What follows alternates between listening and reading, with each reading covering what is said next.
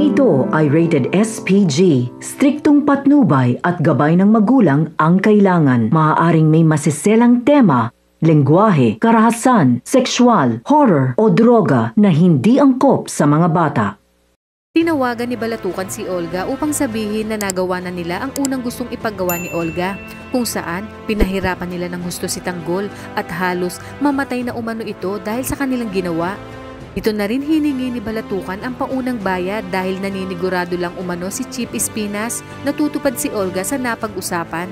Sinabi ni Olga na huwag mag-apura dahil hindi niya naman tatakasan ang mga ito. Dagdag pa ni Olga na hindi siya basta-basta naniniwala na pinahirapan si Tanggol, kaya upang makasiguro ay makikipagkita si Balatukan sa kanya. At ang mga dapat nating abangan ngayong Biyernes, dumating na nga ang araw na makikipagkita si Olga kay Balatukan at ipinakita na ni Balatukan kay Olga ang video na pagpapahirap at pagkuryente kay Tanggol. Sa kabila nito ay sinabi ni Olga na parang hindi naman halatang nahihirapan si Tanggol at parang kinikiliti lang umano. Sa hindi inaasahang pangyayari ay makikita ni Noy si Beng mula sa labas ng isang restaurant, kung kaya't lalapitan niya si Olga na walang kaalam-alam habang pinapanood ang video ng pagpapahirap kay Tanggol.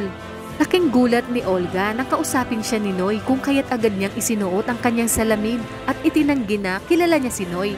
At sa pag-uwi ni Noy ay agad niyang ibabalita kina Tinding at Tess na nakita niya si Beng na pusturang-pustura at mukhang mayaman.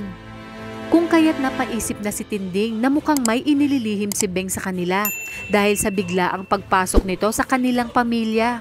Sa kabilang banda, tuwang-tuwa naman si Mokang dahil muli siyang makakabalik sa pag-aaral matapos sabihin ni Ramon na maaari itong bumalik, at halos maiyak na nga si Mokang dahil sa sobrang galak.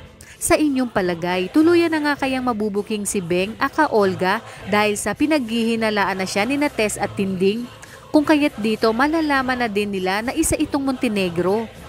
Kaya kung bago ka pa lang sa aking channel ay mag-subscribe ka na at i-click mo na rin ang bell icon para updated ka sa pinakahuling kaganapan sa paborito mong teleserye, ang FPJ's Batang Quiapo.